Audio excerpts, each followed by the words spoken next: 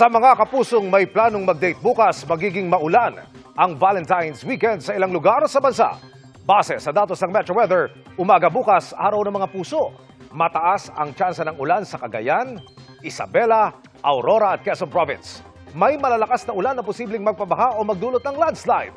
Meron din pag-ulan sa ilang bahagi ng Bicol Region, Samar at Leyte Provinces, pati po sa Caraga. Pagsapit ng hapon, halos buong Northern at Central Luzon na ang uulanin at malalakas pa rin ang ulan sa maraming lugar.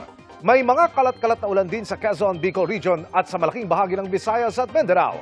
Linggo ng umaga, bahagyang mababawasan ng malawakang ulan pero pagdating ng hapon, unti-unti ulit magkakaroon ng tsansa ng ulan sa Northern at Central Luzon at ilang bahagi ng Calabarzon.